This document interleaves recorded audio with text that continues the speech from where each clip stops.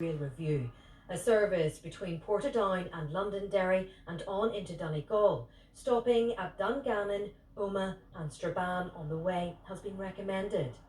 If everything that's in it is implemented, it will revolutionise connectivity. We forget a lot of the time in Northern Ireland, overall about a quarter of the population do not have access to a motor vehicle. So we need to give those people an option to get to work, to get to training, to university, to get to other opportunities. So this will completely change life for a lot of people.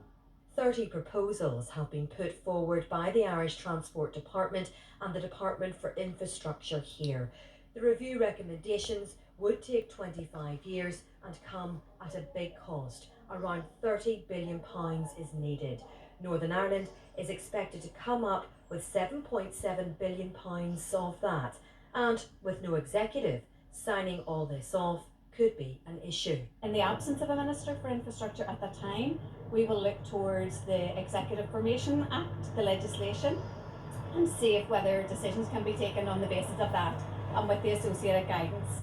The Real Review is all about connecting commuters and cities while reducing carbon emissions.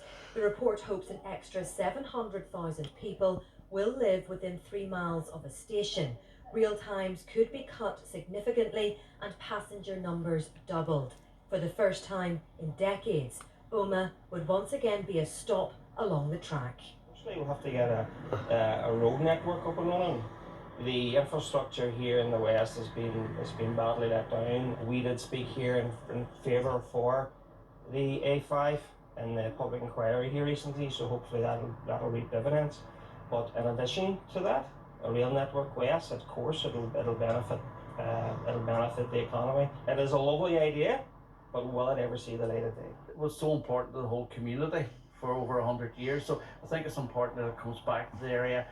I think that's key. It was very much part of the folklore and the history of this area, and was all lost, whipped away just.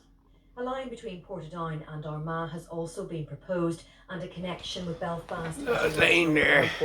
But one county has been That lane there. You know, to effectively give the two-finger salute to Fermanagh, we think that's not acceptable. It says the cost versus the population in those areas just doesn't stack up.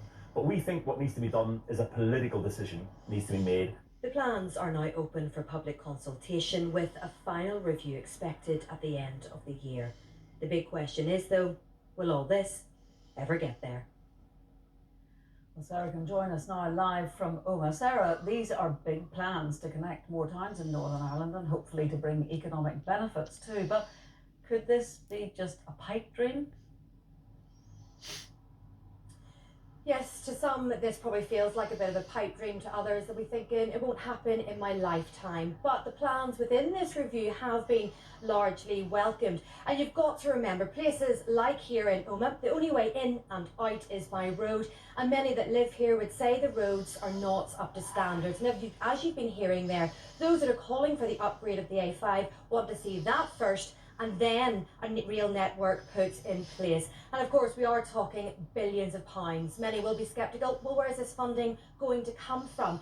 Campaigners who want this network are optimistic and hopeful it can be found not just in Belfast and Dublin, but pulled from Brussels and from London. And as you were hearing there in my report, interestingly, the Department for Infrastructure hasn't ruled out signing this off, even if there isn't an executive. They, of course, will be looking into ways around it and doing that legally. But of course, with no Stormont, it makes it all that bit much more difficult. So really, turning these plans on paper into a reality will take a lot of work and a lot of time.